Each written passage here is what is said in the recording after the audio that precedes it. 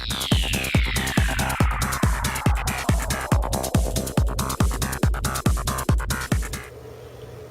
guys, it's Adam here, your Northern Tech. Got a lot more light in here. What we're going to be doing today is a custom firmware update on this old toaster, the Dlink DIR-601. There, you can see it somewhat there.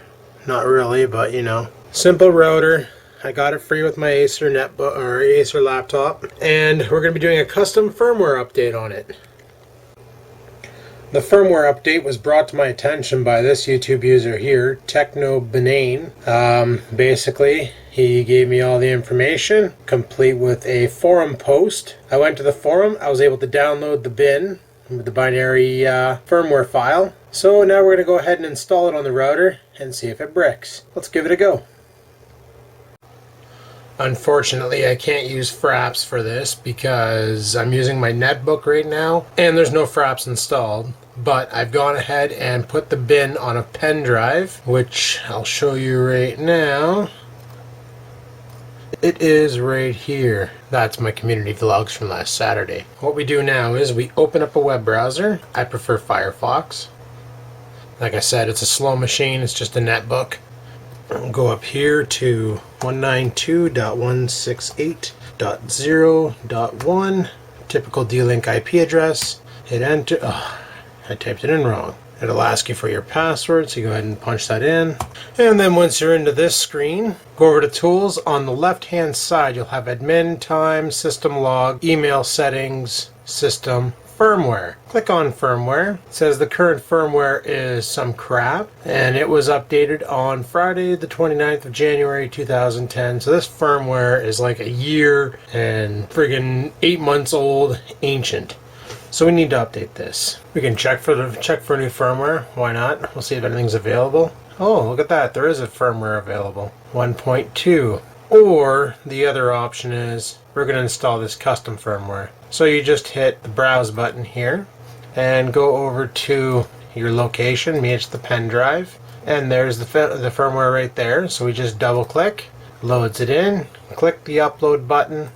This is firmware, reset the router's configuration to factory defaults, blase blah. Do you still want to upgrade? Frig yeah. Do you really want to reprogram the device using the firmware file? Some crap. Click OK. And it's going to do its thing, because there ain't no thing like a chicken wing. And the router will now be reprogrammed using the firmware. Please allow a bunch of time. So we'll allow it the 120 seconds to reboot.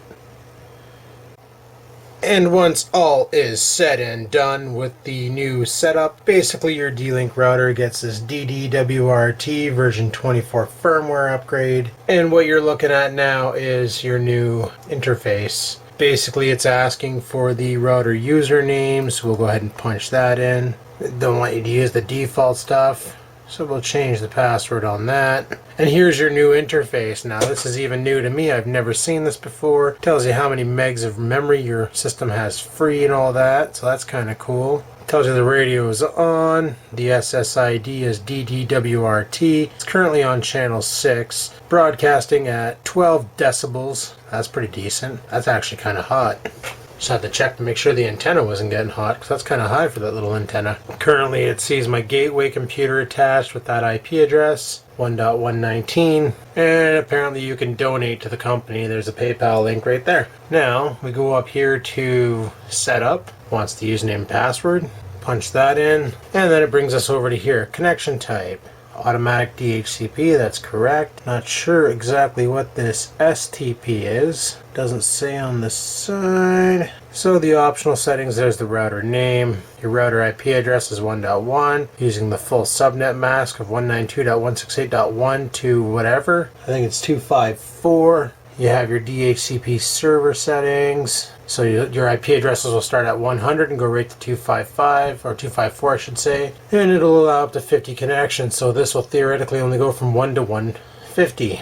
Not a big deal. Or 100 to 150, sorry. You can set up static DNSs, pretty decent. It's looks like it's already set up for Network Time Manager. Oh, you can set up a dynamic DNS service, so I could register like the Northern Life at home.com whatever, and have Dyn DNS service always have the address up so I can run a web service off the DSL. That's pretty sweet. You can MAC address clone, advanced routing. That's pretty cool. Well, you can create a bridge. That's kind of neat, so you can bridge multiple systems. Oh, this is actually a pretty sweet little upgrade for the router. But the true test will be how it connects over wireless. Right now it's set up as access point, so that's pretty good. You can actually set it up as a bridge. Oh, nice. You can actually use this as a bridge to set up. I should go pick up a couple more of these routers and do this to them. Wireless channel auto. The SSID is DD-WRT.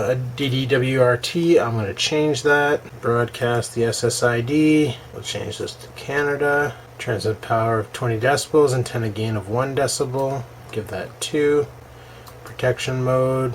So basically, if anybody out there has this DIR-601 and you're looking for a good upgrade, I'll put a link to the forum post that Technobanane sent me, and check it out for yourself and you be the judge. So I'm going to go ahead and play with this and get it going, and tonight I'm going to try and upload from it and see how it works.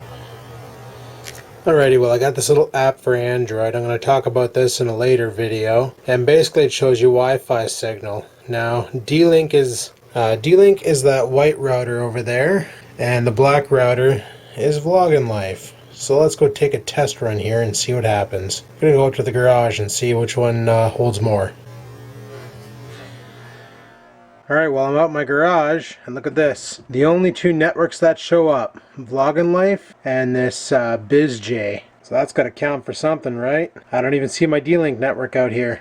So I do believe that update, that firmware update, did something big. So now I can get, yeah, D-Link keeps popping up and falling off. I do believe now that I should be able to stream music and videos out here no problem through the D-Link router. And that's pretty friggin' awesome. So, sweet.